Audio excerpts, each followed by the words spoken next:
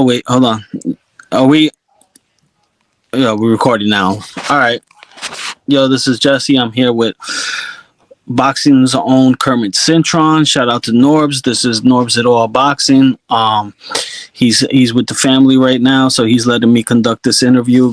You know, this is a personal favorite of mine. So, this is Kermit Cintron, man, and who I felt never got the recognition he deserved.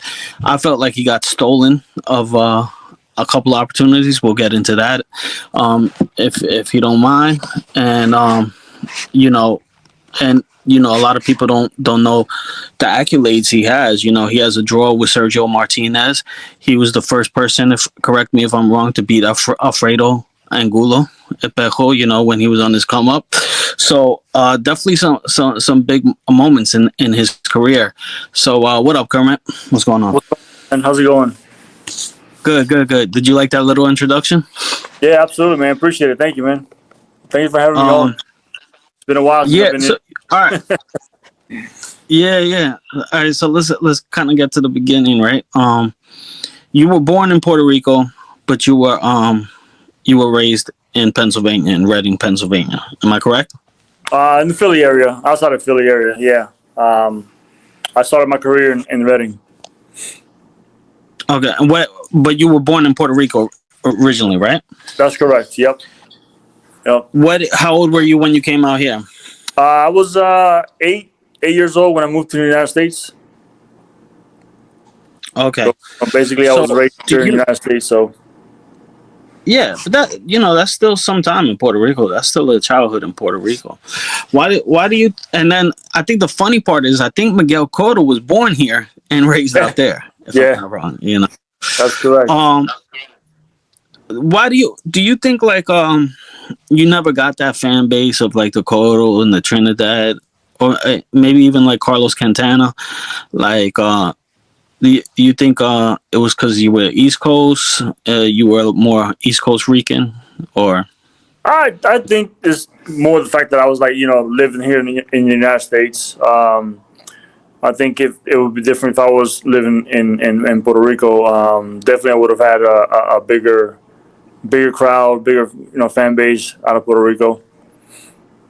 When you go down there, do they do you get recognized a lot and stuff, or? I do once in a while. I mean, I don't go as often. I might go maybe once a year just to go visit the family that I still have there. I still got brothers and sisters, a bunch of cousins for sure.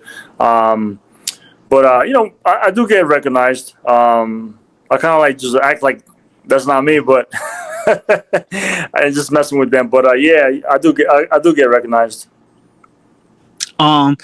Yeah. So what how do you feel like you're treated over there? Do you think you're in high regards, or? I mean,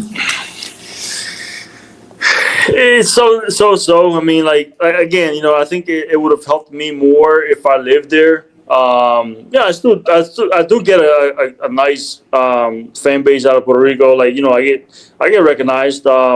It's not like that I don't. But if I did live in Puerto Rico, I'll be recognized even more. Yeah. So how did you so what made you start in boxing? How did you get your start? What was that like? So I started I've watched boxing since I was a little kid. My uncle, who raised me along with my aunt and my grandmom, he was actually a professional fighter himself. He fought a couple good guys too. He ended up actually beating Doug Duet, older fighter. It's back in the 80s. So I've gone to the gym, never took it serious. I've gone to the gym and just watched them train, or just watch other people, work out and spar and stuff like that. I didn't get into it really until my senior year in high school, where I did a little bit of, training. Most of my time, I was focusing in wrestling. That was my sport back then. Once I got to college on a wrestling scholarship, my sophomore year in college, when I kind of really took it, decided to drop school and focus on boxing. Cool. And that's how it all became. My son's in wrestling right now. He's wrestling at 116. Yeah. That's good. It's a good sport. Yeah, he loves it. He has to. I guess it gets you trained for the weight, cutting also and stuff. Like with boxing and stuff. All right. So then there's a couple. All right. I remember. I'm fast forwarding through your career a little bit, but this always sticks out to my mind because I remember this. I remember watching the two fights. It was you and Margarito, and it was Cotto and the guy from the Contender. Yeah. Alfonso Gomez. Yep. Alfonso Gomez. Was the winner between you and Margarito supposed to face Cotto? Was that? That was the plan. Okay. So, and I looked for this on YouTube because I remember it, and I was like telling people, I'm like, yeah, I remember, and I feel like I've asked him before, and he said yes, but I can't find your post-fight interview. I felt like you said, it felt like I was getting hit with rocks in there. That's correct? That was my first Margarito fight. Oh, that was the first Margarito fight. Yeah, I knew something was up. Once I got. After the first round, I knew it was like something was going on. And after the fight, I even brought it up in interviews and all that. But it was just people saying it was just an excuse of mine why I lost the fight and whatnot. But there's never an excuse because I train hard for my fights, no matter what. Even if they're 3 weeks notice fights, or if it's 10 weeks, I still I took my training serious. Yeah, so I did mention something the first Margarito fight and the second Margarito fight. Yeah, I felt like you said that. Do you I feel like you were robbed of an opportunity. There would never be solid proof of it. In a hypothetical world where you guys face each other now, let's just say that you agree with me that you think there was something up with the gloves also. Do you feel like you could have beat him without the loaded gloves? I believe so. I mean, look what happened once he got caught. Mm-hmm. Whatever he had in his gloves or his wraps, he didn't win a fight after that. Yeah, yeah.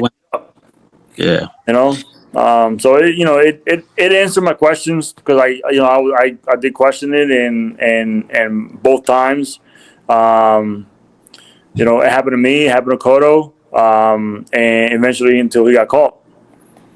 So in a hypothetical world where you win that match and you face Miguel Cotto, what do you think happens with you and Miguel Cotto? I think it would have been a really good. Solid fight on both sides. It would have been a very competitive fight. Can I say that I would have won a decision? Probably not. Cotto for sure had better experience than I did. He had, he was in the boxing game longer than I've been. But I think it would have been a very competitive fight for sure. Now, were you ever in contention to face Mayweather? Was that ever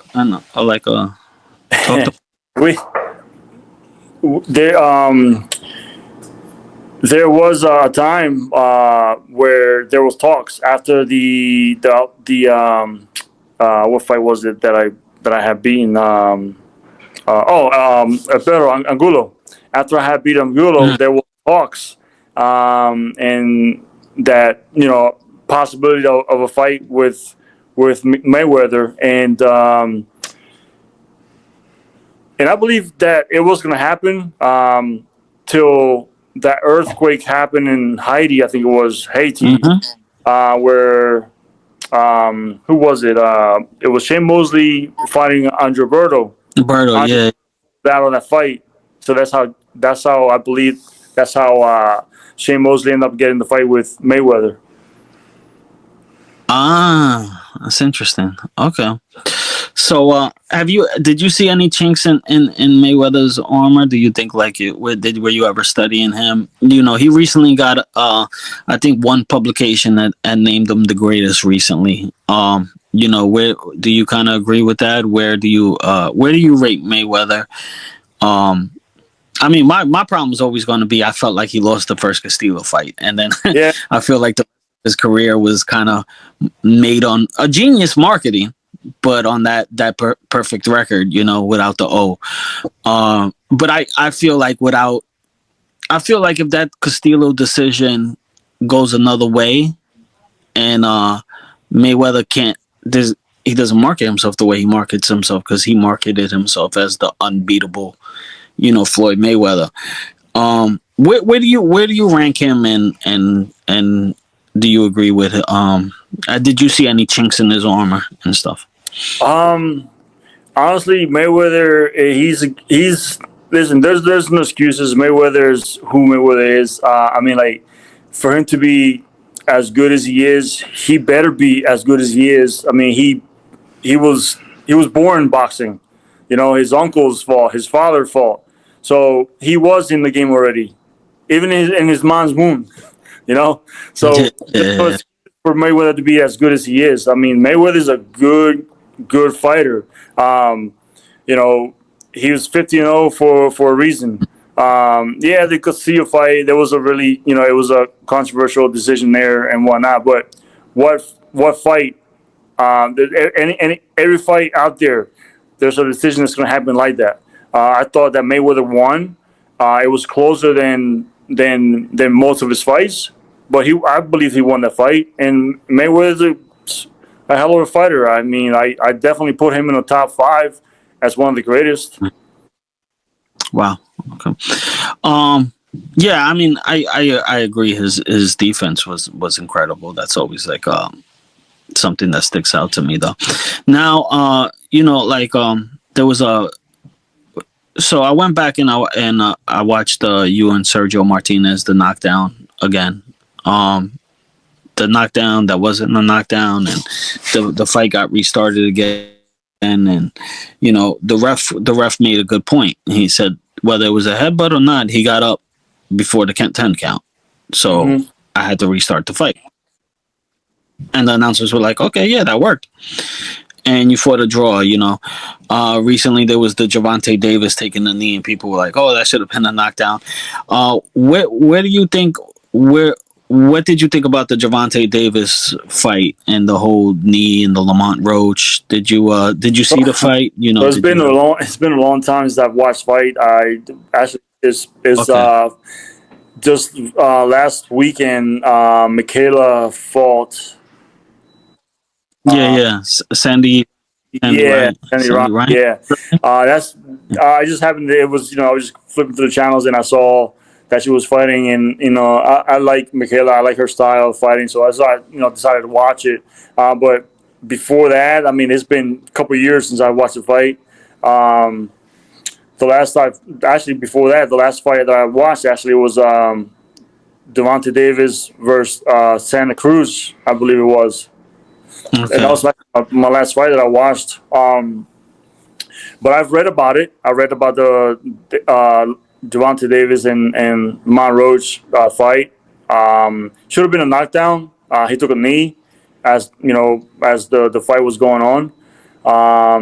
But what do I know about boxing? You know, in today's game of boxing, you know, it's just like anything can happen. You know, the rules, they change all the time. So I don't know. Boxing is crazy today. Yeah, and you know, I was gonna say like, you know, and because the reason why I kind of thought too, it was like at the ref's discretion to kind of change his original call with you and Martinez, and I felt like he made the right decision. You know, so the ref has a lot of discretion in boxing. You know, so I just wanted to Yeah, get your opinion on that. You know, and yeah. I mean, you guys the fought to a draw. You know. yeah, the fight with Martinez. I mean, like it was a good competitive fight. It was going back and forth, no doubt about it. Okay. You know, I think that I waited. I watched the fight a couple times, and I've waited.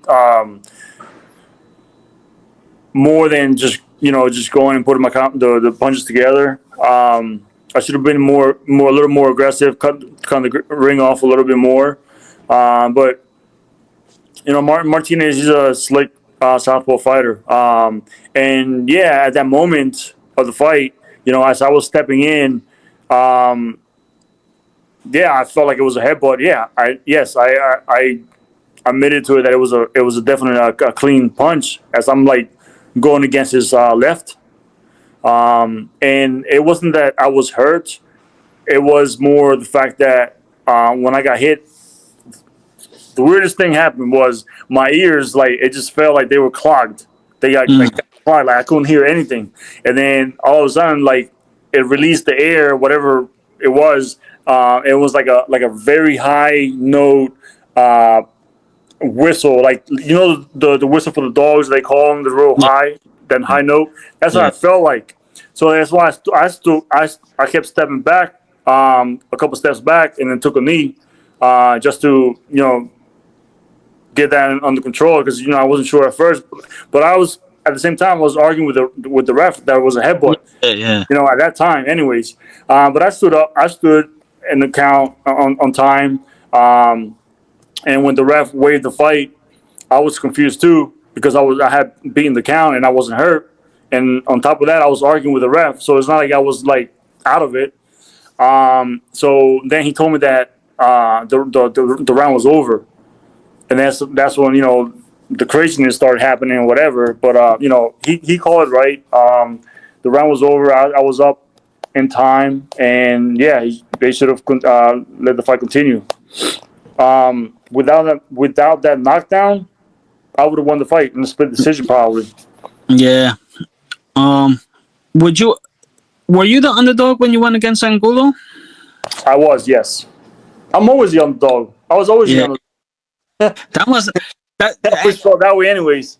That must have been a nice moment though, right? Stopping a prospect in the midst of his undefeated streak and stuff, where like Espejo was the next big thing and stuff, and Yeah, I mean it was good. It was a good moment. I had a really good 10-week camp. I did absolutely everything correct in the fight. I used my jab. I moved around. I put combinations together. And at the end of the day, I mean, like, it was just a great performance on my part. And yeah, I got the victory. I mean, it was closer than what I thought. I dominated. I gave them only 3 rounds. But the judges had it different. I think they had it like 116, 114 or something like that, or 116. Yeah. I don't know. Wow. It was a good fight though. Yeah, it was a good fight, and again, the judges had it closer than what I didn't think so. Anyways, I mean, the way I fought that night. Well, that's usually the case, right? I feel like a lot of times the judges, like the Canelo Bivol fight, I don't know how they had it 115, 113. Like, Canelo wins the 12th round, and he got the same thing. He won like three rounds out of that fight. So judges, judges system is always weird, right? They kind of say, you don't know if you ever been in the ring, or Norvis is a big Canelo fan. He just texted me, I'm a hater. Because I use that example. They say if you've never been in the ring, or if at the same time, if you never sat ringside, because some judges, it looks lopsided, but that's the thing with boxing. Me, you, and somebody else could watch the fight and have 3 different scores. Right, yeah. Yeah, you got judges that are that have never fought in their lives. I think that us retired fighters, should become judges and let us judge the fights, because we know what we look for. We know what counts, what doesn't count. But what like, again, what the hell do we know about boxing? Yeah, what's the highlight of your career? What's your biggest highlight of your career? I mean, I don't know. Like my career was it was a weird career for me. I look back to it and it's like I'm not even impressed with it, to be honest with you. Like I'm like, okay, I won 2 world titles, against Tater Reed and then against Matisse. But I think that I could have done more if the opportunities uh, came up as planned. I was promised a lot of good fights that never happened. So I kind of like just like I was more in the I don't know how to say it, but it wasn't that great of a career as for me, anyways. Like everybody else, thinks that I had a great career, but that's just my feelings, just my opinion. I mean, but yeah, at the end of the day, I mean, I can't complain. I was 2-time world champion. Um, Yeah, I definitely think, man, you definitely have a career where, we should eventually see in the hall. I would like to see you get inducted in the Hall of Fame. Um, maybe that's possible one day. Have man, you maybe, have you been reached out to, or what's that? has like the Hall of Fame ever reached out to you or something? You've been retired long Uh, enough, right? the state of Pennsylvania inducted me into the Hall of Fame. That's going to happen. How about the one in upstate New York? Not No, yet. not yet. No, I no. think you have a career that you're going to get there. I hope so. Yeah. I hope so. I mean, it'd be nice to see for my kids, anyways, to see uh, that boxing. But if not, no big deal. Again, I have my career was okay for me, anyways. People think it was a great career for me. My kids, they think the world of me when it comes to my boxing career. But it is what it is, man. Yeah. Well, Kermit, thanks for letting me do this interview, man. Like I said, you're always one of my personal favorites, I and I don't think you got the recognition that you deserved and stuff. So yeah, man. Any you want to take us out with anything you got coming up and anything? Nah, nothing going on, but shout out to the people that still are still big fans of mine. Appreciate all the support. Um, you know, I guess I gotta apologize to most of them for not making a bigger career out of it. But I'm living life, man. I'm enjoying my life with my kids and my wife, and just taking a day at a time, enjoying. Yeah, and I think you sell yourself a little short, man. I think you held it in higher regard than than you think, with some fans. I appreciate it, man. Thank you.